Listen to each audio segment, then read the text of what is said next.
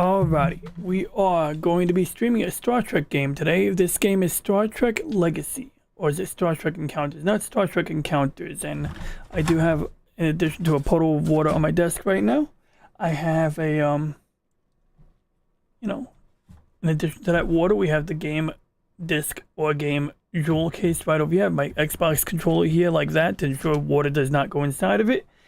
And we are now going to switch to the, PlayStation, which I'm currently using the Sony PlayStation hard drive loader. So it's basically just, official Sony app that lets you load games off the hard drive. And interestingly, the fan on my PlayStation got somewhat louder when I opened this app, which isn't a big deal, but something I'll have to look into. I may just switch to playing Gundam, but for now, we're going to play this. We're going to play Star Trek because that's the game I intended to play, and that's what's in the title of this stream. So, of course, I have my saved games on a memory card. And that memory card is actually a 64 megabyte memory card I bought on Amazon that contains some software, and that included the Sony hard drive loader that you just saw me utilizing. Oh, and we need to put on some audio here. Hopefully the audio is loud enough. I feel like the sound is questionable right now, but when the Star Trek music comes on, hopefully we'll be able to know.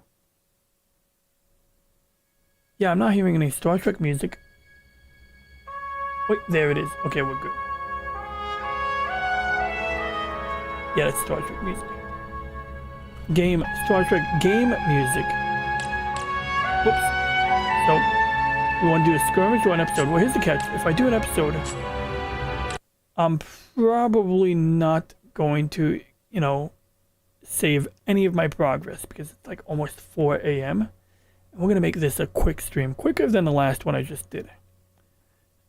Okay, so Xindi superweapon. They paid Captain Kirk to talk for this game, apparently. Following the failed incursion at Jupiter Station, the last remnants of the Xindi invasion armada flee. Hidden aboard 4 Xindi cruisers is a partial schematic of the Xindi planet-killing superweapon. Locate the cruisers so basically and you're gonna follow retrieve the warp trail. schematics, then destroy the superweapon before it is launched And for it's not Earth. let me skip it, so I'm gonna have to just wait. Right, there we go. I'm the NX-01. Should I lower my volume? Maybe a little bit? I could lower the music a little bit. Oh, that's...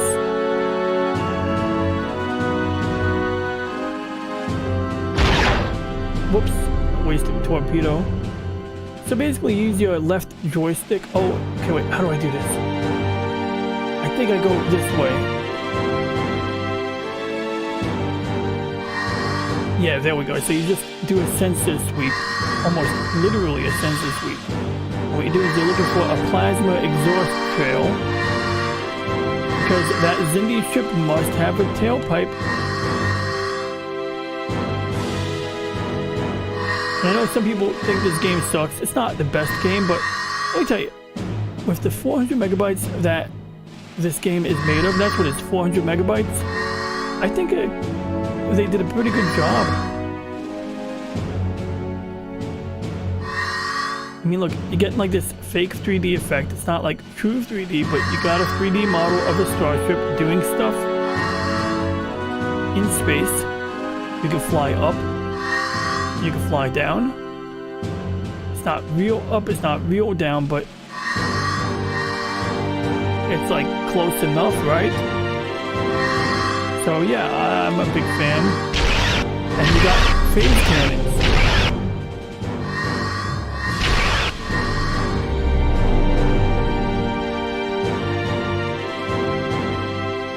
I'd have lost it.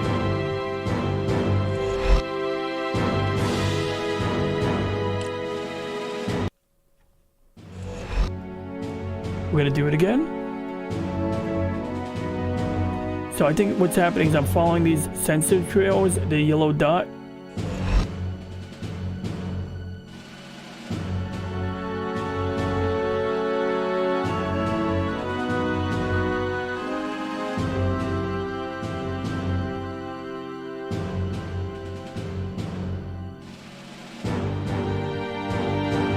lost it.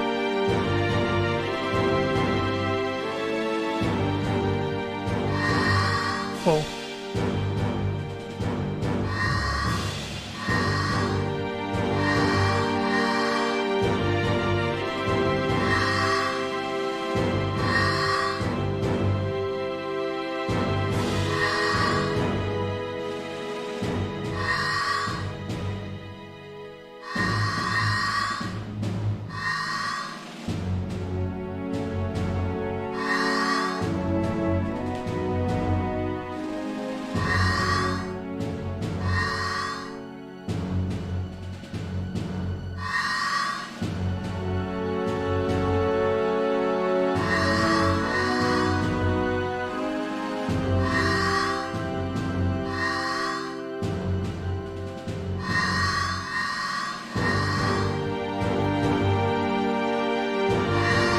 A little awkward.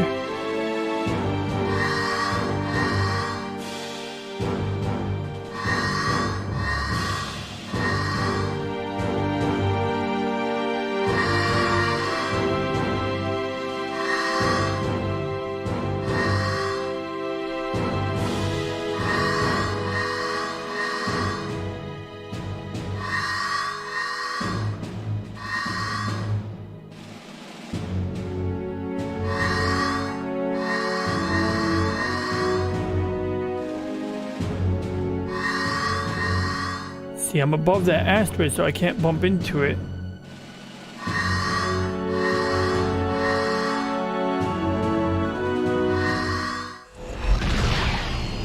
I'm gonna get Lieutenant Reed, he can give me better weapons.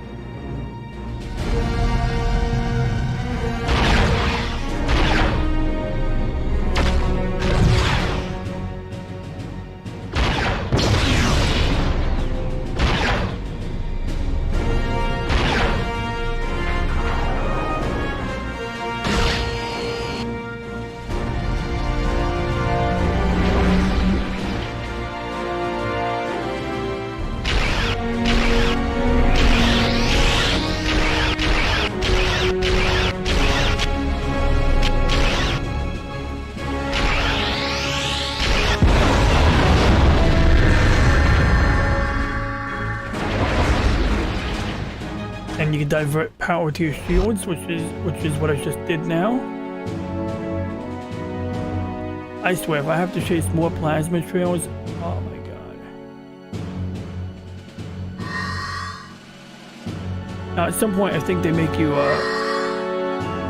they make you beam on, beam aboard. I think I did that already. I had to beam aboard a ship earlier.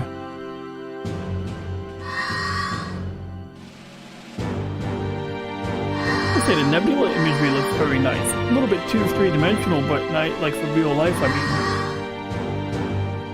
mean. In real life, a nebula would never look like that.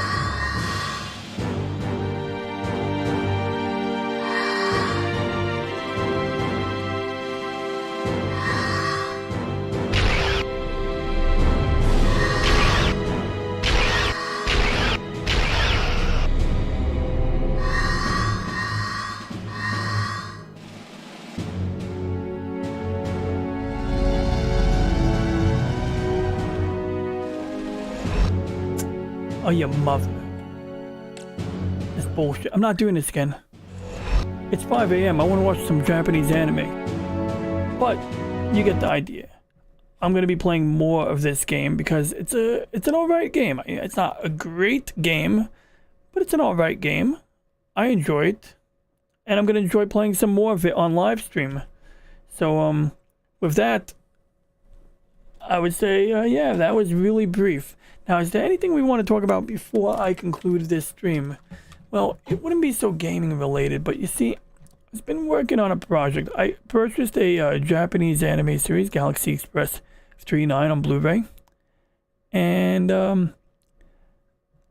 I've been experimenting with different encodings because, of course, a Blu-ray video is going to be a ginormous file, and so using this video encoder, and this video encoder I primarily use for digitizing VHS tapes. I'll take a VHS tape, I'll digitize it using a FireWire device or a DV capture, and then I run it through a deinterlace filter on the very slow preset to get rid of the horizontal lines, to get rid of those scan lines or combing artifacts.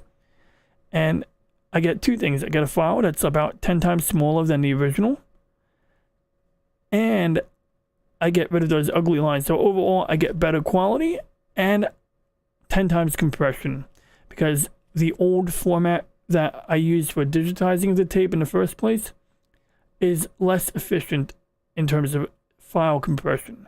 And that's okay. It's an old format, but it does a good job in other, it's very easy to work with that video format. But in addition to that, this application has a lot of other filters. So when I bought the Galaxy Express 3.9, Japanese anime series on Blu-ray, this is Turn A Gundam. This one's newer, but one thing I noticed is both on Turn A Gundam and on Galaxy Express 3.9, you have grainy footage, or grainy, animation cells, I guess, or I guess the animation cells were captured on film, and it looks grainy. And I'm fine with it. In fact, I went out of my way to make the file size larger, like 800 megabytes per half hour, in order to preserve the grain. And I went that route because I felt that I wanted to see it the way it was intended, the way it was originally made. This is how it was broadcasted in the 90s. And so I felt like this is how it should look. Otherwise, the video encoder can get rid of the graininess, and you don't even necessarily need a filter to do it. Because really, preserving that fine detail uses up more memory, more space, than if you smoothed it over. However, in this case, with Galaxy Express 3.9, this very old Japanese anime series, and this is a Blu-ray file right here. I think I could probably play a little bit of sound. Choo choo, right? It's a choo choo train. And the Galaxy Express 3.9 is basically a space train. And while we're here, I think I could play a little segment from the opening I want to find. Well, I don't want to play that. Oh, that's a cool scene. It's not what it looks like. Just that I don't want to play too much content. One thing that's funny is during the opening of this show, oh, I hear the Starship Enterprise still? Bummer. I gotta mute that. So I've been playing some Star Trek music the whole time, which actually might be a good way to obfuscate the audio to prevent copyright claims. But we're gonna mute that Star Trek audio. I gotta turn off my PlayStation.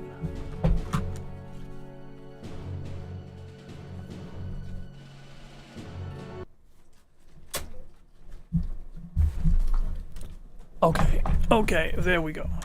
So anyway, in this opening sequence here, you see the space train, the Galaxy Express 3.9.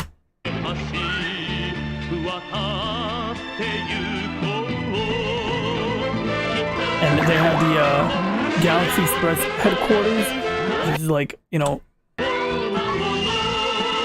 that's the thing that's what jumped out at me. So each of these trains, so the Galaxy Express 3.9 is like a passenger train. It's based on a Japanese train, like National Railways or National Railroad something. It's got like an actual number.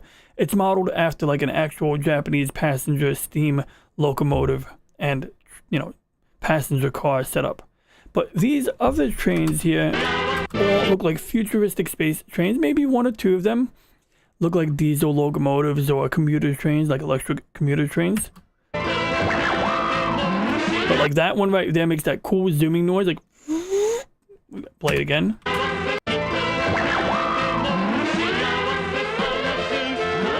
And that one like you know, they all have different sounds. And I don't know, that one always makes me smile. So that orange one up there makes like a high-pitched whistling sound. And this one also makes a cool sound. This one looks like a jet engine or some crazy stuff. But why is it whistling? Because that is an old Frontier locomotive right there. That is like one of those old steam trains with the conical chimney or the conical smokestack. And that's because back then, when they were using wood-burning locomotives, they needed to have something that would prevent the cinders or the, you know, embers from flying out the chimney. Because, you know, in the earliest locomotives, without any type of mechanism to prevent embers from coming out, you would have like glowing embers coming out of the chimney over here, setting random stuff on fire. So yeah, they had it actually like, you know, almost like a funnel inside a funnel with a baffle plate to prevent anything but smoke from coming out of that. And, you know, you would usually have the wood in the back here. This is called a tender. And the tender car contains wood and water. So the water that they send to the, you know, boiler comes from here. And of course the wood is physically chucked from this container, from this bin, into the boiler that makes the train run. Obviously it's a space train, so it works differently, but I just thought it was really funny to hear this like, I just thought it was like, it's a cute train the way it makes a whistling sound. I think they show you the train again somewhere else, but my point is, because I love getting sidetracked obviously, you got all this graininess. Like I think you see it all over. If we go back here, you can see the smoke on the train. You can see the light here. You can see the dancing noise pattern like right here. Not even a video compression on YouTube is going to make that go away. So this noise pattern you see in the smoke, even on the side of the metal here. The dancing dots on the gray ground over here. And when we look at the logo here, you're going to see a dancing graininess there. And it's like, it's subtle, but it's there. And so that, to get rid of that graininess, that moving noise pattern, that grain pattern, requires a little more processing. And so we basically can use the degrain or denoise option here. And so typically I would do degrain. This was like a less aggressive grain option, and sometimes when you float your mouse over it, it'll give you a description. To dampen the grain just a little to keep the original look. The goal of this filter, spatio temporal press down, is to dampen the grain just a little to keep the original look and make it fast. In other words, it makes the video more compressible without losing detail and the original grain structure. So, you know, I experimented with that setting. And this one here looked good. This was MC degrain sharp and ML degrain sharp. And basically, it's like motion compensated degraining. And then this one down here is just outright removes the grain. It says modified version of degrain median, which is motion compensated and tries to preserve more sharpness of the image. So I said, okay, that sounds good. I want to preserve sharpness and get rid of grain. Because my idea was to have it so that when I open up the video file, I would have two options for the video track. I click on a pull down menu at the beginning of the video. I can say watch it with grain or without the grain. Very much like Star Trek the original series. If you put them in a media library, a digital media library, you can have it set up in such a way that you can pick the remastered version and the non-remastered version from the same menu. Like you literally click on the episode name, and then right there you can pick whether you want to watch the, you know, remastered one or the non-remastered one. And I think they do that in the Blu-ray versions too. But in this case, it would be more like the unaltered version that I got straight from the Blu-ray disc. alongside the one with the grain removal applied to it. And so I did an experiment. I did grain removal and I did sharpening over here. And down here, when you go to sharpening, one of them is adaptive sharpening. It has an anime mode. And in general, Japanese anime and cartoons in general, a little bit tricky to get good compression on. You'll either sacrifice quality heavily or you'll end up with a larger file as opposed to like an action movie or something, a live action movie. And so I did some experiments, you know, and you had the X264 and you had the X265 HEVC, high efficiency video encoder. And when I did that, these are my results. And in this list of results here, we have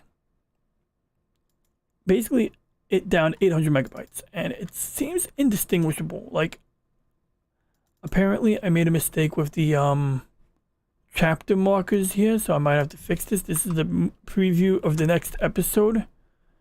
And then the end of this episode has the ending credits, followed by the preview of the next episode after that. So I have the whole episode here, but and that's the locomotive again from the Wild West, right? We see it there, and I think in the middle of every episode, you'll have a sequence right here, and so that's the Galaxy Express 777. Whoops. And then you have this one here, which is the 666. And interestingly, the Galaxy Express 666 is a passenger locomotive. It is a train that people would take, you know, it's an interplanetary train that brings commuters to and from work between planets in a, you know, closed, in a small area. And when they show it to you in one episode, it's like the most crowded and terrible train ever. Like, everyone's just like crammed in there and they all look miserable. And it's like, basically, it's a crowded train that takes people to work. And I just thought it was absolutely hilarious that this was the 666. Like, you know, they were insinuating this is the train from hell. This is the hell train. And I found that quite amusing. I also find it amusing that I believe the locomotive is way up here, but this part here looks like it has extra wheels, so it looks like there's a pusher and a puller configuration going on over here. But that's another story. You know, once again, space trains based on real trains. So yeah, I found that kind of interesting. Moving on.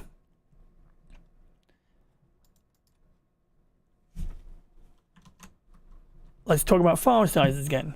So yeah, 800 megabytes for about a half-hour episode. Looks like this episode has an extra minute in it because I made an oopsie when running the video encoder.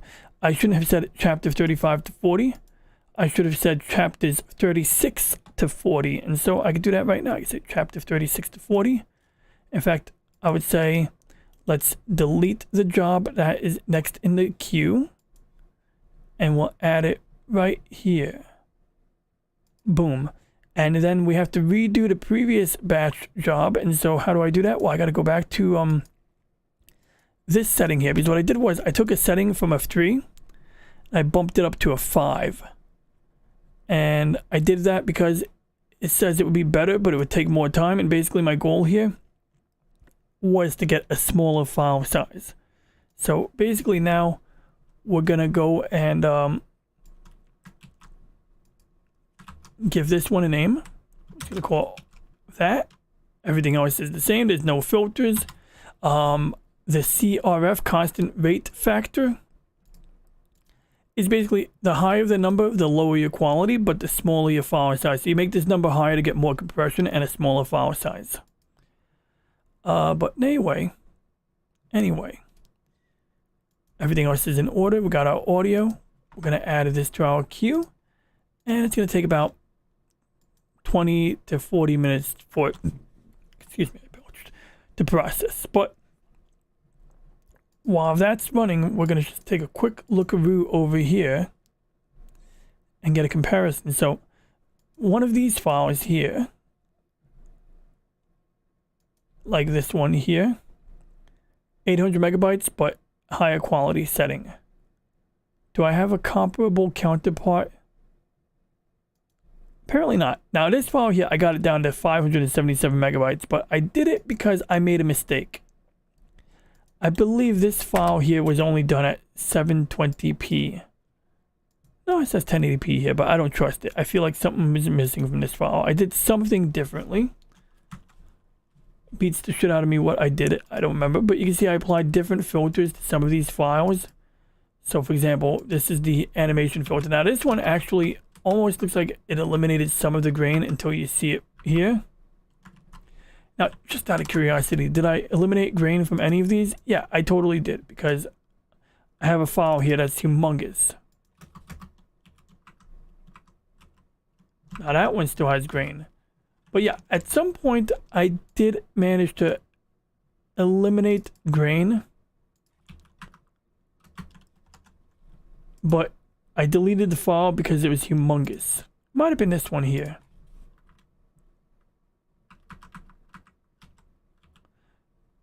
No, that one's still grainy. Right, whatever. This is a whole other topic at this point. We're in a different territory here, but we're going to check one more file. Is it this one? Is it that one? Is it this one? Hey, are these the same folder twice?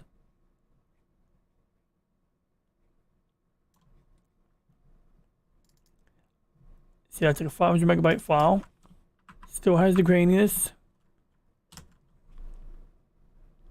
We're gonna find it now. Interestingly, when I tuned the application to preserve more grain, the file size got enormous. So this one tries to be like a perfect copy with all of the grainy details. And that one just came out humongous. Or double, like triple the size. Insanity, more than triple the size. I'm not gonna find it right now anyway, am I? Here we are. I have an 8 gigabyte file, but that's actually a great example. Okay, so this is it. This is a file where I successfully eliminated the grain. And you can see when that light turns on, you see a very minimal dancing grain pattern. You see almost no grain except when the smoke comes up, and that's fine. And over here, the ground looks relatively smooth. Like there's some grain there, but it looks pretty smooth compared to before. And when this part faded up, I only saw grain while this was fading on. And then after it fades on, there's like almost no moving grain. There's some grain, but it's not dancing like crazy. So apparently I arrived at settings that eliminated a significant amount of grain, but also did something. Actually, in the file size wouldn't be that bad. So how many chapters are in this episode? Well, this one would be chapter 1 to chapter 60. 6 episodes. So we could do about a gigabyte. Little, it would still be larger than a gigabyte per episode. So in other words, to eliminate the grain, we would go from 800 megs an episode to, you know, a gigabyte 1.2 gigs an episode. So not great. On the other hand, over here, I got a file down to like 400 megabytes, but I made sacrifices. So yeah, no grain except there. There's even less grain over here, but there's a little bit of subtle loss of detail, but no grain. But if you tilt your head at the right angle on an LCD screen, you can usually see signs of compression.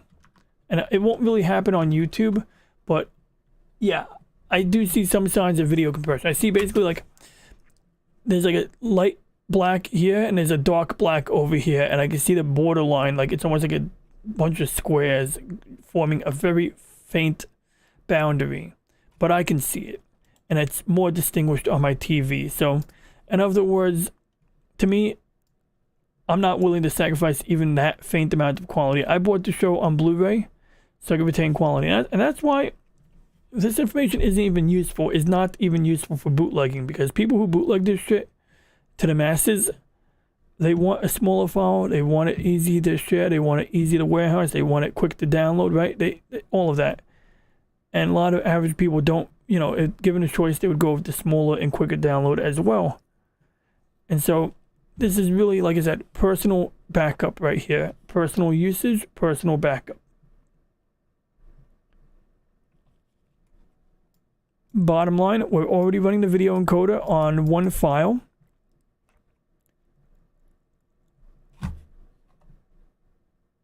Although it doesn't look like it's running right now, and that could be because I'm currently using OBS and my computer is just kind of like, you know, frustrated with me that I'm overwhelming it. I might have to stop the video encoder there. Well, in any case, we played some Star Trek. We went over some video encoding methodologies here. And apparently my video encoding software wants me to reset. Hey, what's up there, Angry Canadian? You dropped in at just the right time. But jokes aside, so fun fact, remember that application Make MKV? Well, just April 1st, the beta key expired. So it could be anywhere from a few days to a week before the new beta key comes out. I bought it. I paid $60. I said, screw it. I need to use it today, and I didn't want to wait. But it's worth it. But I mean, like, I would have been happy if I didn't need it right away. I would have been content waiting for the beta key. So how I got the beta key, I'll show you real quick. So I'm going to do beta, let's see, Make MKV beta key. So the last time I got the beta key, I went like this. I went to Google, Make MKV beta key 2023. And there was a number of ways, but one of them was a Reddit post. And this literally worked up until like April 1st. And I, you know, opened up Make MKV. Now, in the meantime, I did download another program called AnyDVD-X or something like that. Just, I downloaded a bootleg of it just to see what would happen because I was exploring the option of retaining the Blu-ray menus, although I'm really not crazy about doing that. So I'm probably not because I'd rather get better compression. But you can see over here, I can either hit OK to exit the program or register. And when I hit register, I paste in the key and it says it's invalid because that key is invalid. But in a few days to a week, and as soon as I find out when, I'll let you know. And you can Google it the same way. I'll let you know when new beta key comes out because this guy always releases a beta key. It's just that there's always like a lag time of a few days to a week to do that. So that's a good question. So it's a very interesting question. And your question is, let me just get my chat window up in a visible position here where I can see it. Your question is, where can I get free ice cream? Now, what kind of settings do I need to configure to get my capture card to show the correct output of my Nintendo Switch through OBS? Correct output. So you plug your Nintendo Switch into your capture card, right? And is it that you don't get any picture at all? You get a black screen, or is it the wrong shape or size? Like, what's happening? And I do right now, I'm using an Elgato, but I also do have this USB thing, and I have two of these. This USB dongle has no pass-through connector, and so the problem with this one here is I sometimes get lag, and so I have to use a splitter before the signal goes into this device. But the reason I even have these, convenience, sometimes I need them on, like I have a mini PC for, you know, hooking up to my cable box. But also the reason I have these dongles, these USB capture dongles, is because my HDMI modded N64 does not work on the Elgato. It just doesn't work. But it does work on these junk USB adapters. And like literally, I paid like what, $100 for the Elgato? I don't remember, maybe 60, 80, $100. And it's this $20 adapter that works on my N64.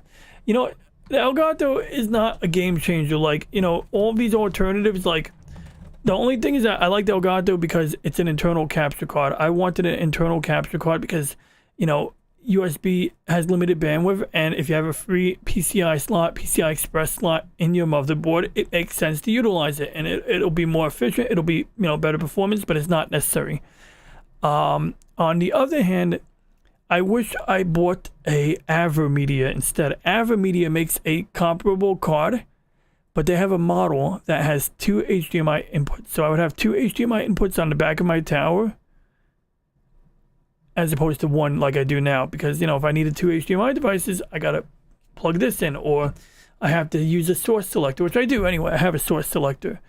But now the thing is that I get lag when I'm sometimes recording or streaming a game. So if I watch it through the OBS window, OBS has an option where you can right click on the screen and say, give me an output preview, like windowed projector source, and you get a window. See, it's a windowed version of actually this box down here. So if I want to do the whole OBS window, I gotta make sure I'm in a blank area. Then I can do the same thing. Windowed projector preview. Boom. Now it's that entire scene. And if I switch between scenes in OBS, now you can see my desktop there. And you can't see it now, but now I'm seeing my own face in that same little box over here. But when I play games through it, sometimes I get serious lag. So in that situation, my Elgato has an output on it. It's a pass-through that bypasses the lag, basically. It's a lag-free pass-through. So what I do is my monitor has 2 HDMI inputs. One that's hooked up to my, computer's regular video card. And then the second HDMI port, I actually hook it up to the output on the Elgato. So when I'm playing a game for my Nintendo, if I can't see my TV, which is blocked by like the top of my tower, I just switch my monitor to HDMI number 2. And it receives the lag-free signal. But I know that's not the question you asked. You asked another question. I'm going to do a demo right now with the actual Nintendo Switch.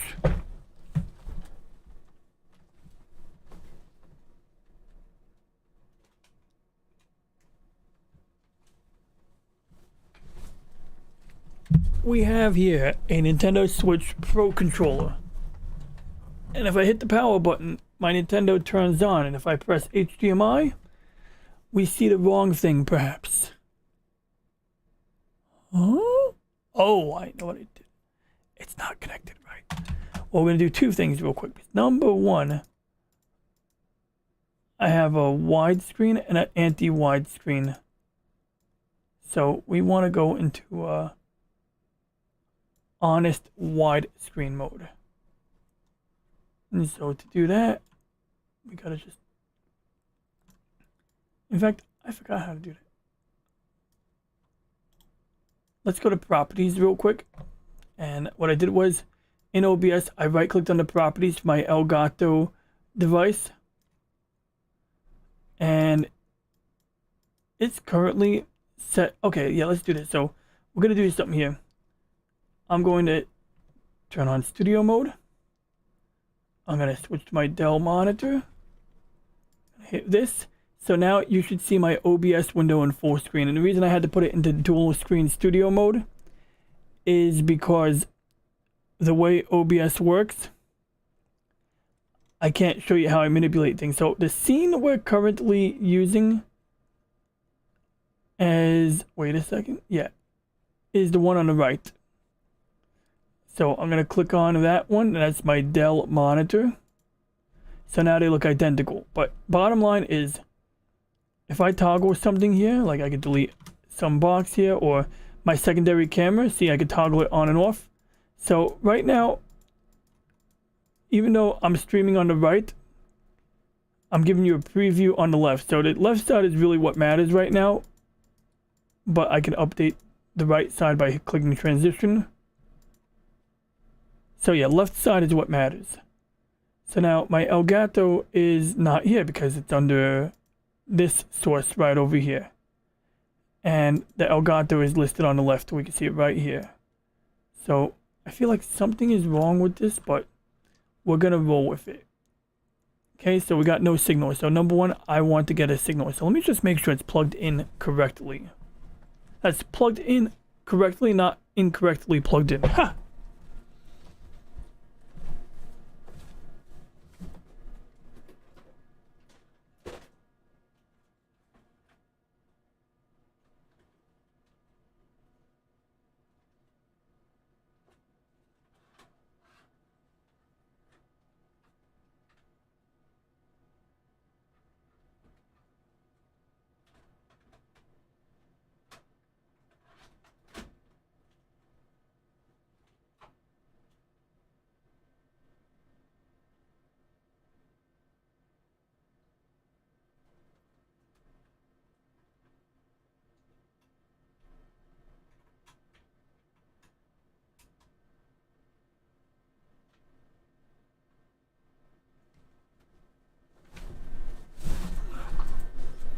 Okay, good. We're getting a signal. Okay, so now you'll notice on the left side the proportions are messed up, and that's because I've been playing a lot of PlayStation 2 lately, so the resolution's all cockeyed. So bottom line is that I already added the Elgato Stream Deck originally. I went to the plus sign, I said add video capture device, and I picked my Elgato. I typed in Elgato, but it didn't really matter what I put here. In this case, we already have it here, so I'm gonna go and either double click on it or go to properties on my Elgato. And you know, you can only see the Elgato right now on the left side panel. See, that's the Nintendo. I'm gonna just hit the A button to get into the menu. We're gonna go to properties, and you're gonna see this window here. So basically, by default, it's in 720p. I'm gonna crank it up to 1080p. So how did I do that? Well, basically, you go to properties on the device.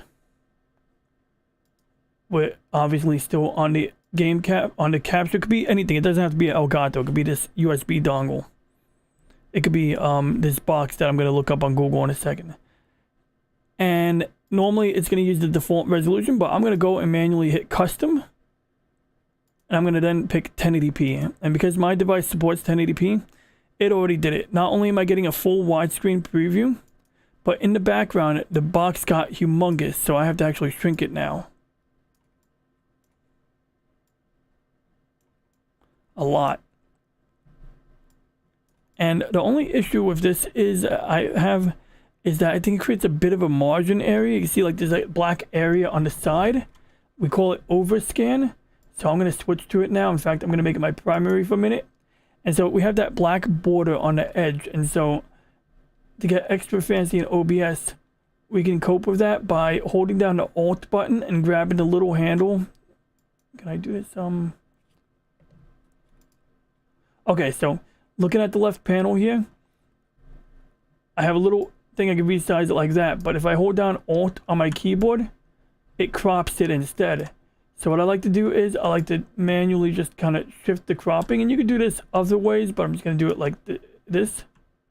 And in fact, we can even go to properties on it. I'm sorry, transform, edit, transform, and we can crop it 1 pixel at a time. And so, of course, because this is a tiny screen, I'm going to actually tell OBS to give me a preview of this on my left side screen. Because otherwise, I won't be able to see what I'm doing. Okay, so now back to the properties box. No, we got to go to transform.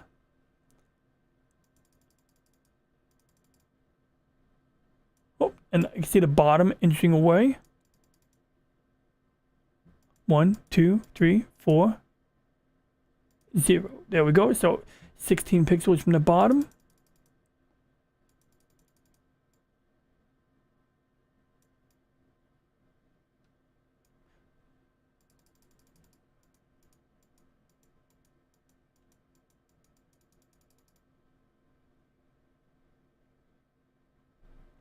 That's very confusing. Oh, I see how this works.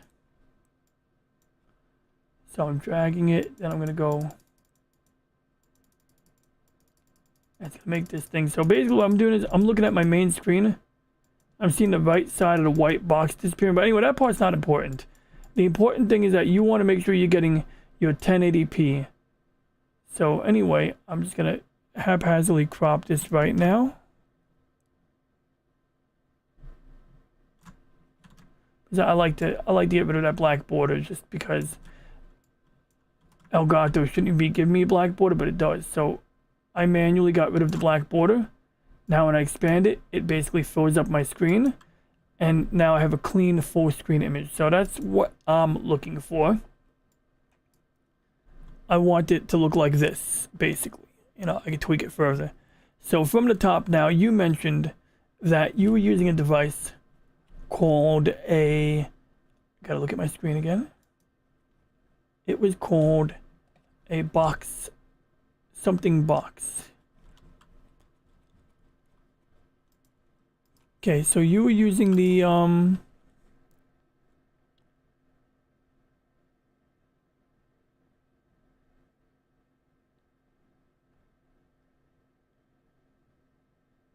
mirror box. Just want to see. Okay, so very much, yeah, I have something just like this. And in fact, so I have 2 HDMI capture devices, and like I said, I have 3 of them actually. I have the Elgato. I got the you know, what do you call it? The little dongle shit I just showed you now. I'm gonna show you one more because this one more device I have is very much similar to this mirror box.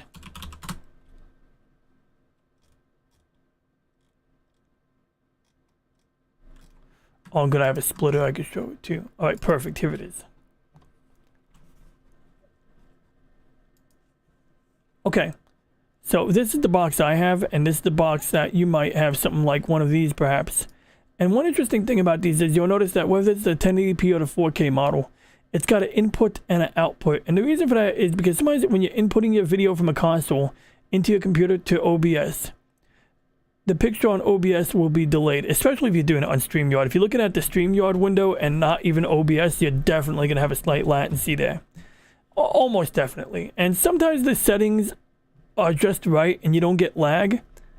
Other times you might even know what settings to use to get rid of the lag. But when you do have lag and you can't get rid of it, the easiest way to get rid of the lag is basically to hook the output here up to your TV, a separate monitor, or as I do, I have 3 monitors, but I still make my main monitor pull double duty. I basically use the second HDMI input on my monitor for this output. Basically what this is doing is while the OBS and StreamYard or whatever I'm using is capturing video from my game console and streaming it or recording it, this output is giving me a lag-free feed as if I was directly connected to the console playing it on my TV. And since I'm sitting in front of my monitor, that's why I use the second HDMI input on my monitor. But a lot of people, if they're sitting near a TV or if the TV is easy to see, yeah, they'll just have this hooked up to a TV and they'll have their monitor here. They'll have their TV here, or, you know, whatever orientation. So that's the purpose of that output. But now, let's say you got your game console, you hooked up at 1080p. The game console is set to 1080p, right? And if your OBS is set to 2K, but your capture card will only do 1080p, will that cause slight graining? Maybe. That's an interesting question. I would avoid doing 2K, that's just me, but also I was going to experiment with doing 2K streaming because I was going to try to get a higher frame rate. Long story with a race car game I'm playing. So yeah, you're definitely going to get slight lag on OBS. Yeah, and if you have a monitor or a separate screen hooked up, or you have the output hooked up the way I mentioned, then you won't get lag for sure.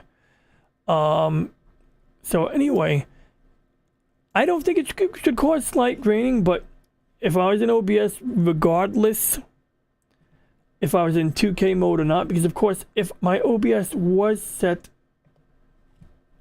to 2K, I would go to my settings menu, or if I went to my settings menu, it would say canvas and output resolution 1080p. In fact, the other day I was streaming at 720p, and that's when I learned that the best thing for me to do on my other computer was keep the 1080p canvas and scale it down to 720p. In your case, you'd likely be set to 2K canvas resolution and 2K scaled resolution. Now, what you can potentially do is stretch the 1080p, game panel in OBS from the switch. Stretch it to fit on a 2K canvas. But maybe when you're streaming Nintendo Switch 1080p games, just temporarily switch the output scaled resolution to 1080p instead of, 2K. That might not be absolutely necessary, but it might be worth it. But I don't use any color correcting, although correction on that point. I don't use color correcting when I'm using my Elgato Stream Deck. When I'm playing N64 games through one of these HDMI dongles, whether it's this one or the one I bought on, the one I bought on Amazon like this, then I sometimes do color correction or minor adjustments. Also, when I'm using the one I just showed you, I don't need a splitter, but when I'm using this to play N64, when I'm using this dongle here, this little one here, this little HDMI dongle that doesn't have a pass-through connector, I'll use this. So essentially one of these, my Nintendo Switch goes to this input. One of these goes to my computer's input, you know, my Elgato. I'm sorry, into this USB capture device. And the other output goes into my monitor's second HDMI port or to a TV. And I have a couple of these for different purposes, but that's one scenario. But that's only to get lag free. Now with the resolution, let's get back to the bottom line here. So I'm in OBS right over here, right? Let me just get my face up on screen here. There we go. Good. So I'm in the right side, left side. Okay, so you're looking at the right side panel here. Wait a second.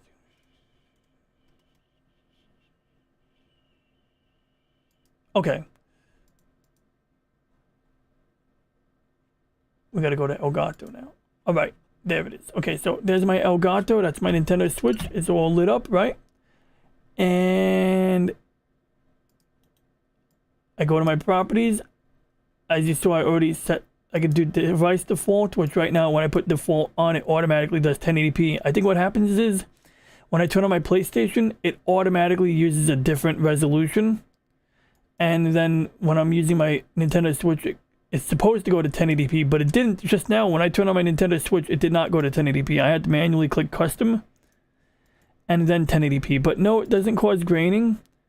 But color correction, I'm sorry, to get to your point.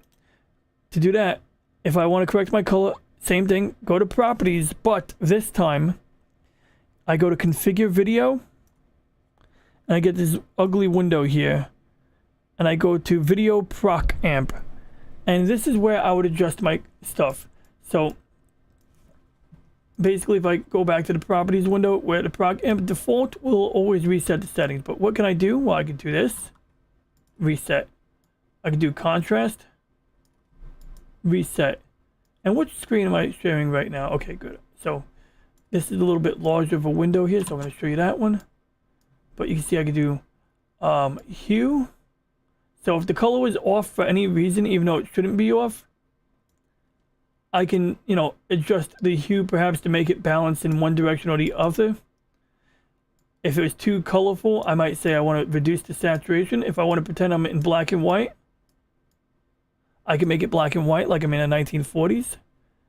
Let me just get back to where your messages are. Yeah, so you can do, you know, you can do the scaled resolution under the video settings in the, you know, video tab under settings in OBS. You can make that, scale it down to 1080p only when you're playing Nintendo or using a 1080p source so that you're not wasting bandwidth and you're not forcing the Nintendo to stretch out like crazy. But I don't think stretching it is necessarily going to cause, you know, the color issues if you're having color issues. But tell me more about that. Are you having, and I'm not using any filters at all. When I make adjustments, I'm doing it right here, which actually, if long term, I was playing a lot of N64 and I was being forced to make adjustments to this, I might consider using color filters, but the problem is that sometimes with the N64 thing, certain games are too dim.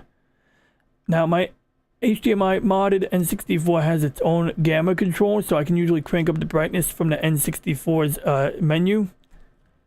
And if that didn't work, I would still sometimes have to brighten one of these up. But it's an interesting idea about applying a filter to the N64. The other thing is that adjusting these properties here when I'm using a dongle like this is inconsequential because it would only affect this USB device or the other USB device.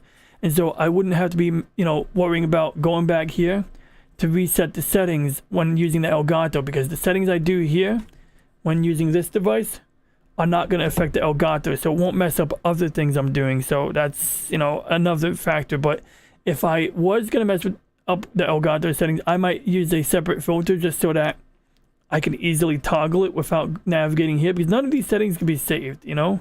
It's like they get saved when you make the change, but I can't say save these precise settings. I can't turn off these settings and then come back to them. Like once I hit default, I have to manually put the setting back if I want it that way. And so having a separate device, it's like, okay, cool, you know, no big deal there, because I only use this device for playing N64 basically. But now let's see what else we got here.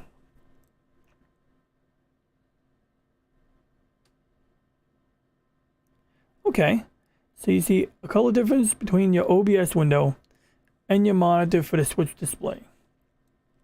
Well,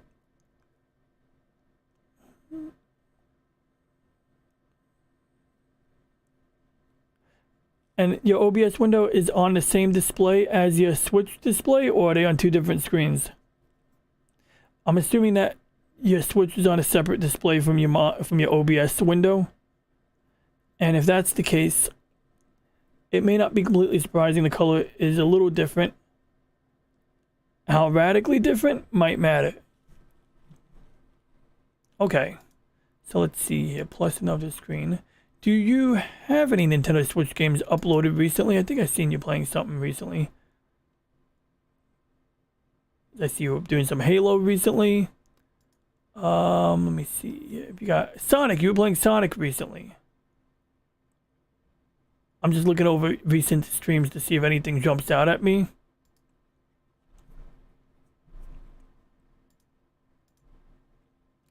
Yeah, because they look good right there.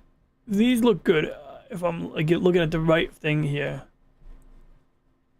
Just gonna break out of that menu. Break out of that. Yeah, I mean, that looks good. As far as I can tell. Let's see if I'm looking at the right thing here. Fire Emblem. Okay, so let's see if we got Fire Emblem here.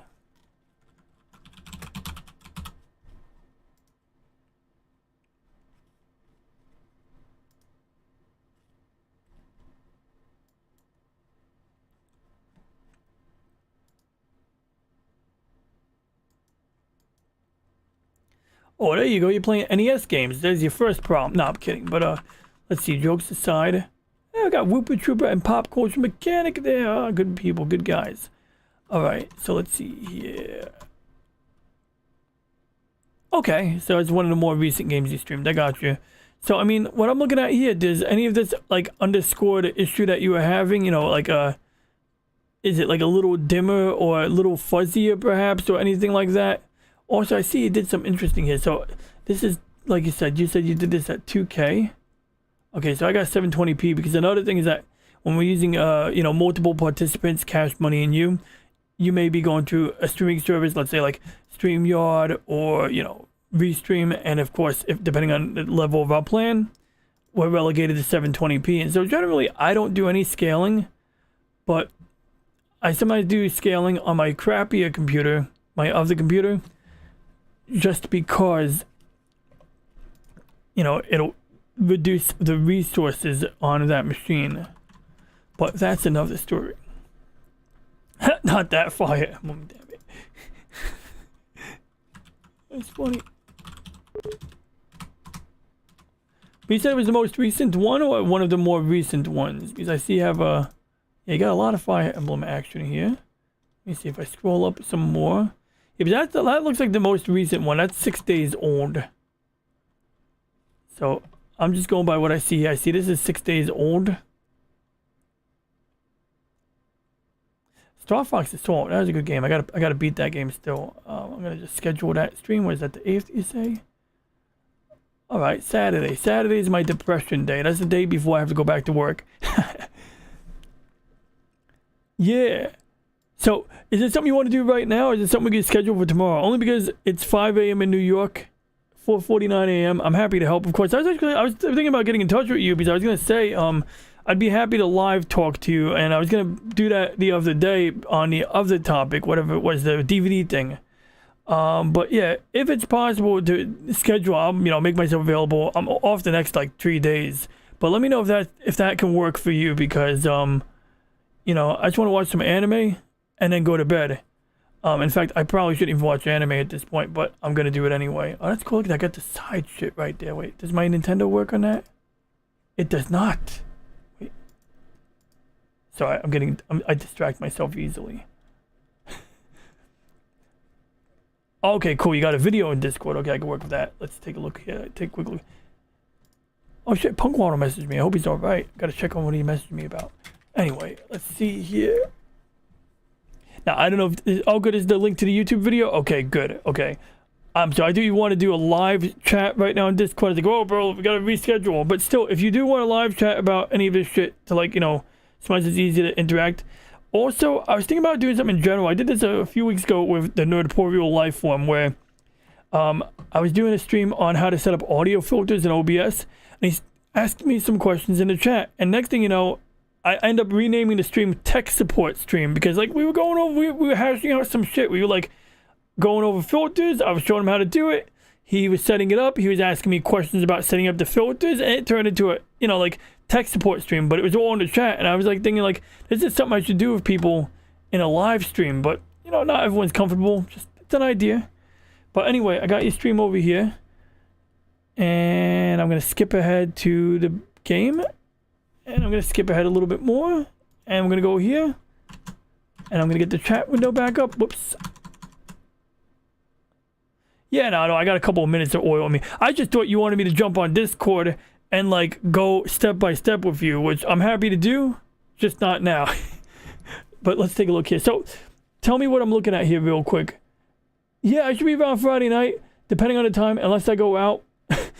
It's made funny. But if it's before 9 or 10, that works. If it's after 9 or 10, it's a 50-50 depending on if I visit my friend's house. On the other hand, if I have my friend visit my house, then yes, I would be available after 10 or before 10. Anyway, you get the idea. So I'll touch base on Discord about that tomorrow. But anyway, real quick, what am I looking at here? So, you know, is it the colors? Am I looking at the right part of the video? Is the color off? Oh, you said around this time Friday night. Yeah, actually, that wouldn't be too bad. I'd be home by then. Yeah. I would be home by this time on Friday night, and I probably wouldn't be sleeping yet because, just probably wouldn't be sleeping yet. Yeah, might be a little groggy or a little drunk. No, but I wouldn't be sleepy. Usually I tend to sleep in late on Friday morning, so, you know, I tend to be, you know, up late on Friday night. So that's an option, yeah. I don't know what time zone you're in, but yeah, that would totally be possible. But yeah, so what am I looking at here? Boobies. No, I'm kidding. But cell shading. Like what I mean by when I ask the question of what am I looking at? What I mean is like what is it supposed to look like? Well, right now. Oh, what time Friday Eastern Standard Time?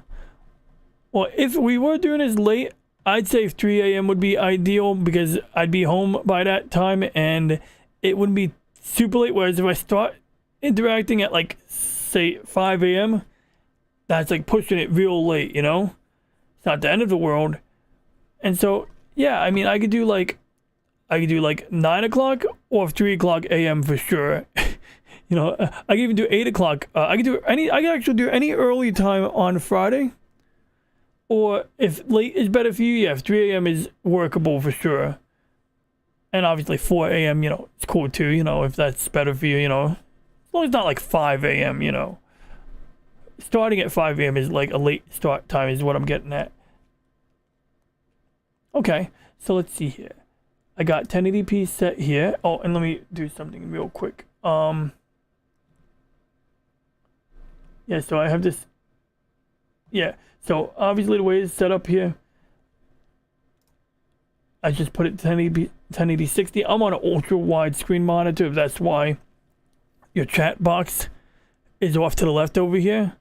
That's just the way the what is this? Oh, I can move that around. It's cool. Okay, well, I don't need to see that right now, but it's cool. Yeah, I don't even know how to make that disappear. I didn't even know that was a feature. I didn't know any of this was a feature in YouTube. All right, let me just get the chat box to go away real quick if I can do that. No, it will not let me do that. Okay, that's all right. We'll leave the chat box to the side. That's not a big deal. That's cool. Okay. Anywho. I do see, like, when the girl's hair is moving around, I get, like, these, like, jaggies. I'll call them jaggies, and it's almost like it's blinking or flickering a little bit.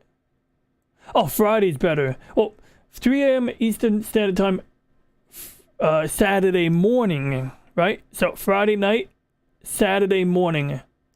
That's the key, right? You know, So definitely not Saturday into Sunday. Definitely not, because I go to work on Sunday. In fact, I got to be up at 5 a.m. on Sunday morning. So yeah, but 3 a.m. on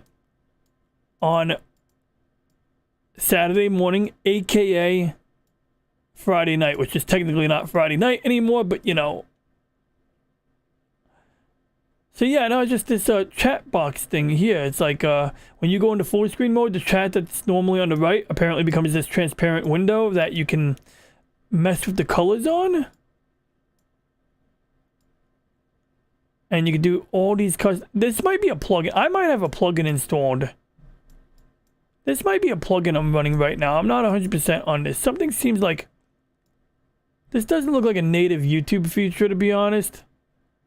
This looks like a plugin. Let me see. I'm going to turn off the plugin right now and see if that's... Oh, it didn't go away when I turned off the plugin. I still feel like that's a plugin. That might be a plugin. I'm not sure. I just know that when I pop into full screen mode, the chat panel over here becomes a floating overlay. And if you grab the hand icon, you can move it around. So yeah, anyway, back on topic. Let's see here now. So we got the game here. So right now I have a 1080p stream. That's what it says here. It says 1080p 60 frames a second. Now on your end, you're saying your monitor, your canvas resolution is 1080p. I mean 2K or 21, whatever it is. Like it's in the 2K area. It's in the higher resolution. It's higher resolution than 1080p.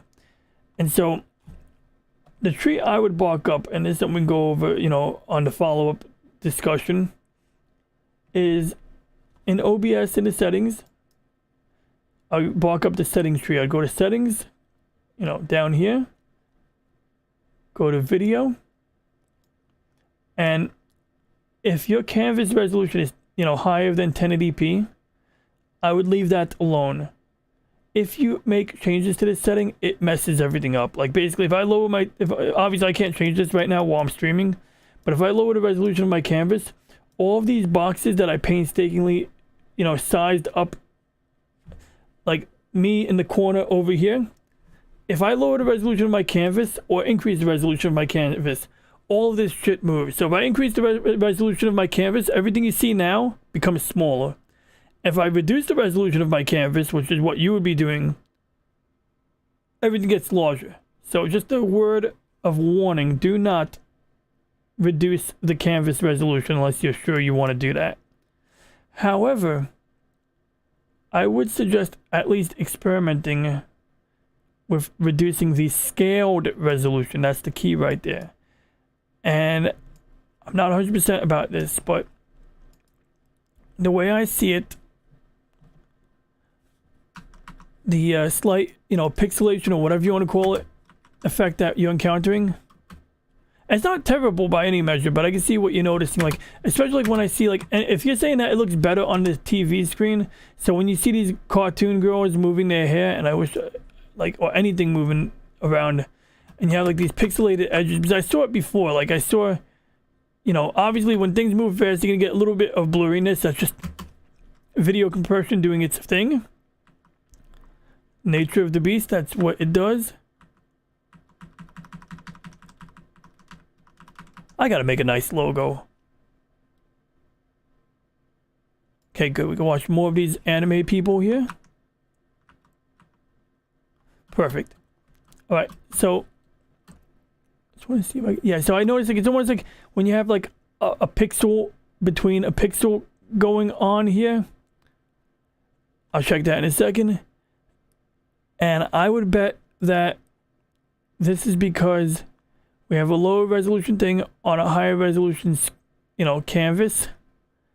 It's sort of like, yeah, taking the 1080p signal from the N64, you're scaling it up. Then YouTube, or, you know, OBS is scaling it. You're scaling it back down when streaming it to YouTube. And that's why it's looking the way it does. And so, in my opinion, what we want to do is we want to preempt that by telling OBS to scale your 2K resolution down to 1080p in this second box here, the second pull down menu here.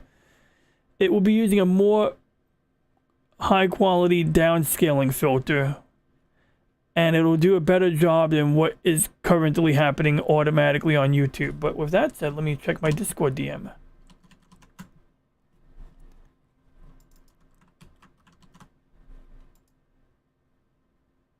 Click.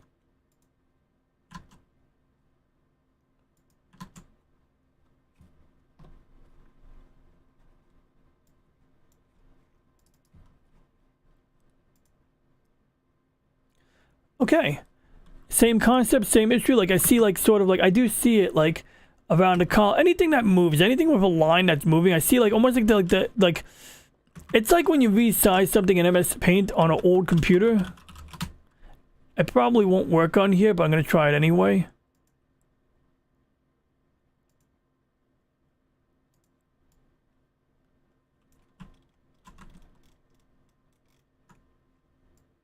Yeah, okay, good.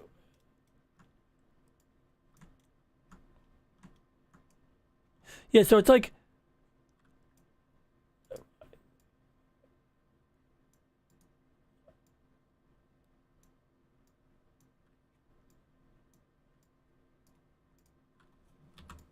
whoops.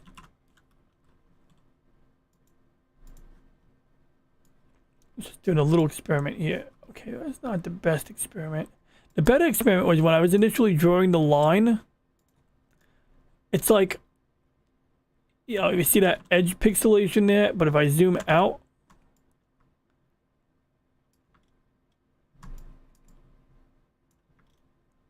but anyway, let's get back on topic. That's not the best demonstration. Okay, so this is someone else's stream. Well, good news is I'm seeing a similar effect, so it's not much of a stretch to get yours up to snuff with this one here, in my opinion. But to that end, let's get a comparison. Okay, so we got Pretty Lady here. And basically, I see like the line sort of like rolling a little bit here, but it's not terrible. Same thing up here. I see like the almost like the MS Paint effect I just showed you happening on her crown. Now, if I switch tabs, is that the same one? Okay, and it's this. Wait, which one is? Okay, good. So this is this guy. Oh, good. I got the Queen Lady. Okay, good. So we got the same character. So what it's interesting. I see the same thing here, and does it look like those like lines look sharper? I guess so, but it's not a radical gain.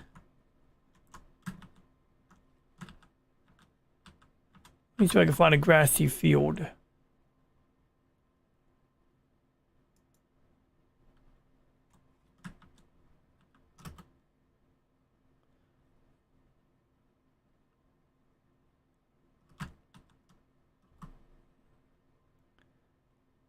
And they play this shit on PS5? I'm burning wide awake, bro. No, I'm kidding. I appreciate that, Angry Canadian. I'm just kind of just curious. Like, I feel like if I understand what I'm looking at and I sleep on it, my brain might come up with ideas. But I guess in summary, this is your stream. This is the other stream. In a nutshell,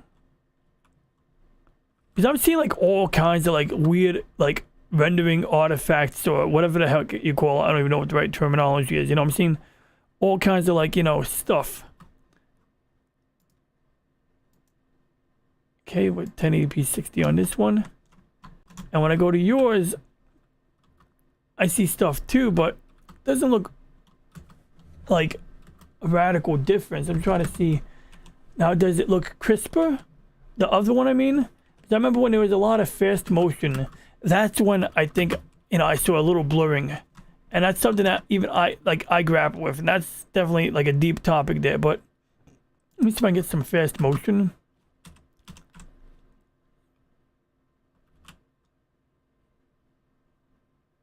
Oh, good. There was some movement right there.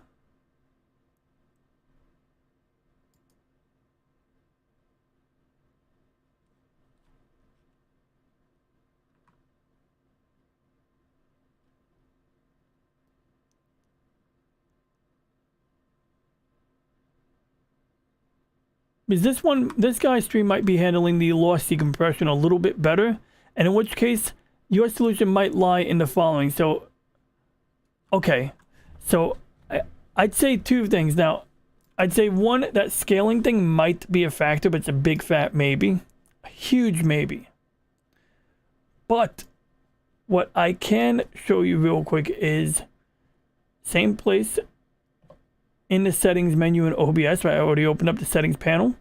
But this time we're going to jump over to output. Now, when I'm not using a platform like right now, am I using a platform right now? No, I'm doing YouTube Direct. So basically, I'm streaming directly to YouTube. You know, so I got the YouTube Studio window open on my top monitor, which isn't absolutely necessary, but you know, you got this thing up there. And right now it's giving me a low quality preview. Oh shit. Is that the quality of the stream the whole time? In fact, this stream we're watching right now might be streaming at an obscenely low quality, and I may be just discovering this now, and I'm gonna have to explore that tomorrow. But let me see, I'm opening up my own stream now to see what it looks like.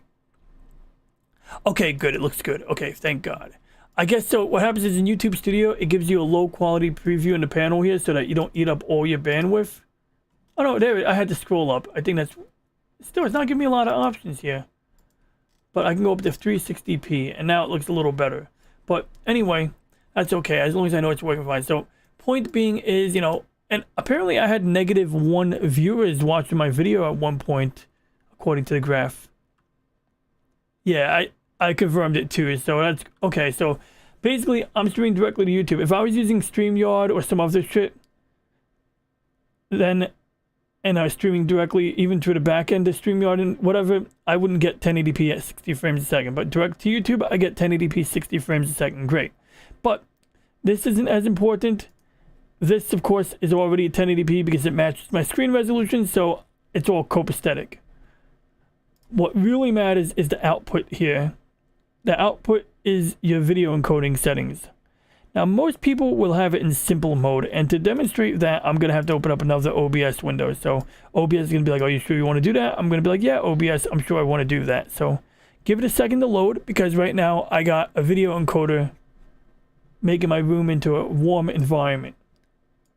So, anyway, you can't use OBS on two monitors. I mean, on two webcams. You can't use the same webcam in two separate OBSs, but we can still do this. And so now in output settings, you'll see that I can change these settings here. Oh God, I'm sorry. Wait, okay, no, we're good. Okay, so over in this is OBS. You can see I could go between simple and advanced. Now I like to keep it in advanced settings. But just to give you an example, I'm going to click simple. So normally in simple settings mode, you'll have your bitrate for streaming and your settings for recording. And so when you're streaming, what I like to do is typically a lot of streaming services will say keep it at 160. I usually crank it up to 192, but that's okay. That's just audio. What matters for you, if you keep it in simple settings, that's a big if. The one thing that matters up here is the bitrate. And so I think YouTube supports either 8,000 or 10,000 kilobits per second. So there's no reason to have it any lower than what YouTube allows. Also, a side note, if you are, streaming at 2K, I think YouTube lets you run at a higher bitrate. But that's a little bit of a different can of worms. Bottom line is that I think you can have this between 8 and 12,000, kilobits per second. Get it from the Google it. It'll be on the official YouTube, help page. Basically, don't have it at 2500. 2500, the only reason you would set it that low is if your internet connection really couldn't handle that much upstream. Back when I had a cable modem, before I went to fiber optic, Fios, my upstream was only like 12 megabits per second, so I set this to 8 megabits per second to have a little headroom, and maybe sometimes 10. But once you hit your bitrate too high, YouTube will tell you, because it'll say up here, when you're streaming and you go to YouTube Studio, it'll say excellent connection, but it'll also say that, like under here in Stream Health, it'll say you're using too high of a bit rate. So if your bit rate is too high, YouTube will yell at you. It won't be a big deal. It'll just be like your bit rate's too high. Basically, it's telling you that it's a waste. But anyway, you increase your bitrate, that's going to help to get rid of that blurriness, to make it crisper. The bitrate plays a big role in making the image crisp. That's my point. Secondly, the encoder. Now, I have an NVIDIA graphics card in my computer. So instead of using a default video encoder, which is X264, if I use the default video encoder and I open up my task manager, my CPUs are going to be at 100%. And in fact, my CPUs are at 100% right now because I am indeed running a video encoder, as you can see on my left monitor, which I don't know if you can see that because, yeah, you can see on my left monitor, I'm running a video encoder. And so, you know, like this program is using my CPU because CPU-based encoding takes more resources, but it gets you better compression, a smaller file size, and higher quality. But for streaming, I don't use the CPU encoder because what I like to do is use my graphics card. See this here? That's the video encoding graph. Now, if I close one of the OBSs, this will go down by 50%. But the point is that when this video encoding graph is running, it's using up little to no CPU power whatsoever, which is really important when I'm streaming a game locally. But it's also convenient because it just works really well for streaming in general. So you could experiment with the NVIDIA encoder, and I'd say the NVIDIA encoder is really useful when you're playing games on your PC. When you're playing games from game console, you could probably get a slightly better result using the software encoder, but it will use up more CPU power. If you have a dedicated graphics card that supports NVENC, this will certainly be, you know, less resource intensive. Second thing, of course, you got this thing that says slower or lower, better quality. I would say never set it to slower.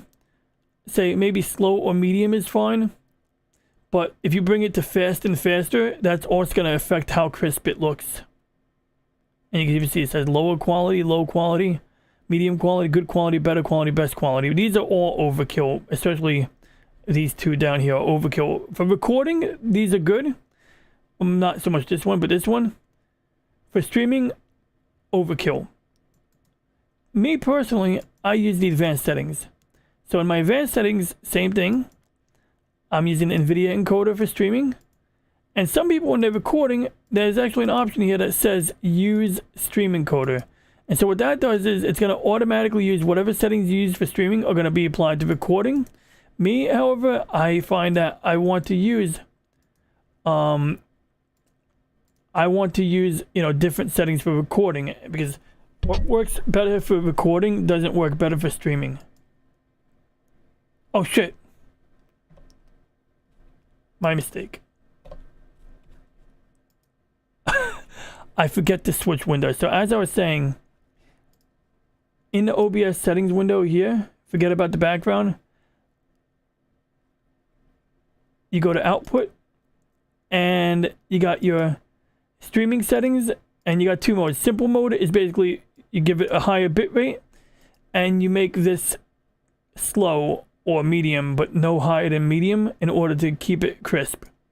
And you can experiment with all of your settings, but bottom line is bitrate plays a big role in how crisp it looks.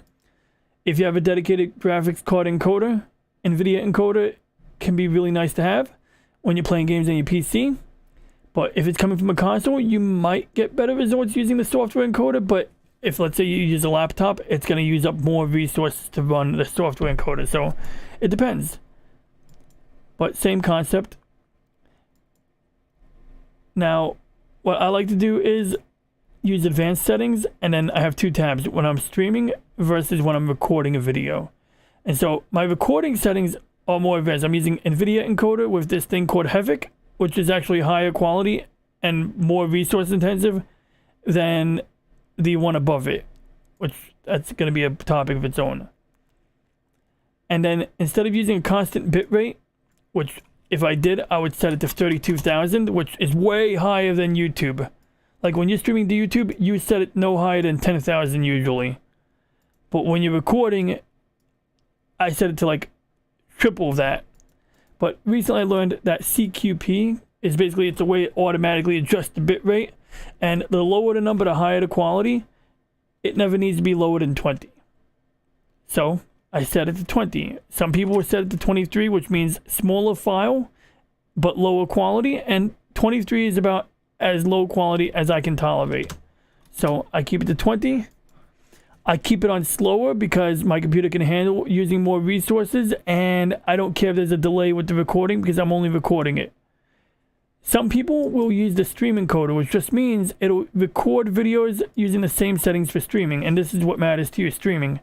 So under streaming, once again, you can use X264 or NVIDIA encoder. In fact, the advanced panel and simple panel will give you the ability to pick between the software encoder and the dedicated graphics card encoder.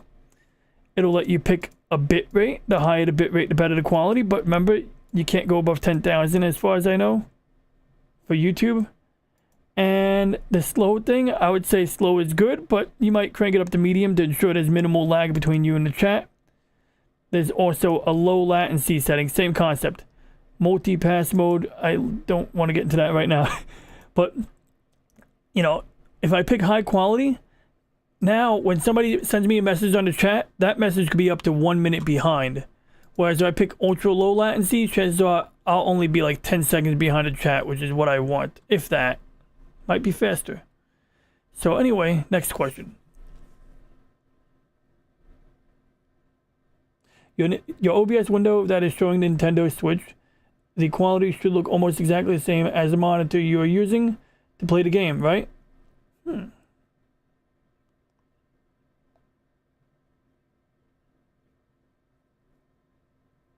Yeah, well, like, you know, for example, yeah, I would say yeah, because when I do that, and I'm going to just get out of my second OBS window real quick. When I'm using the Nintendo Switch window, which, you know, this thing here.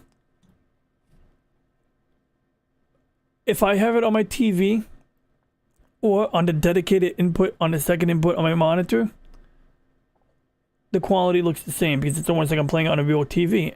And on the OBS side, yes, the quality will be the same.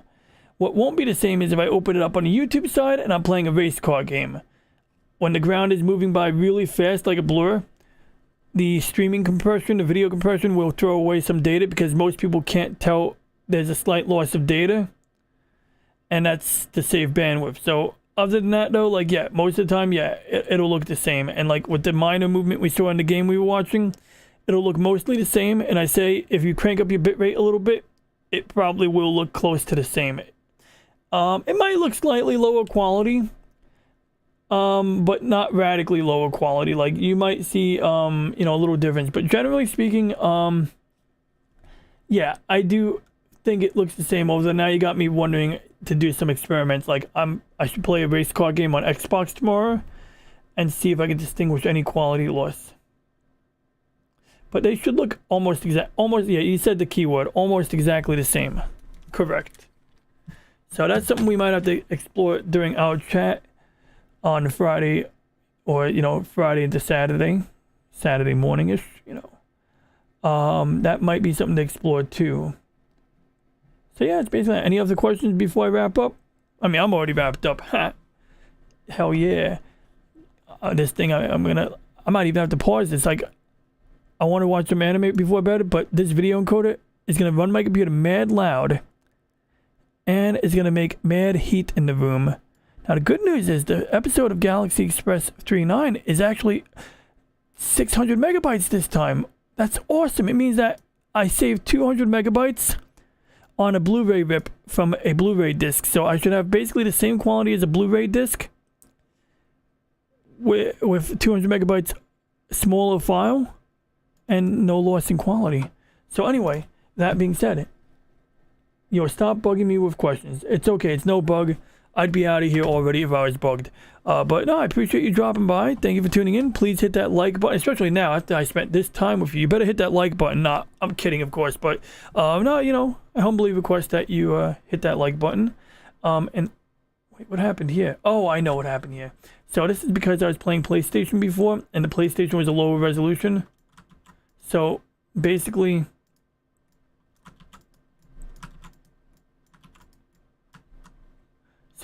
this window got gigantified, and then I have to like shrinkify it now if I want it to be in the background, which I can do, but now I'm gonna press Control Z, Control Z, Control Z, Control Z, Control Z, Control Z. There we go. So now when I play PlayStation tomorrow and the resolution jumps down again, all of the extra space on the screen will not be there. No doubt, man. I'm just pulling your leg anyway, but I appreciate it. And with that said, thank you for watching. I usually say at the end of the stream, thank you for watching. Please like and subscribe. If you have any questions, comments, or ideas, please leave a comment. If you have any other questions, comments, or ideas, please leave a comment. Angry Canadian, I mean that. I'm not even being sarcastic, but of course, you know, you can just DM me on Discord. And with that said, I am officially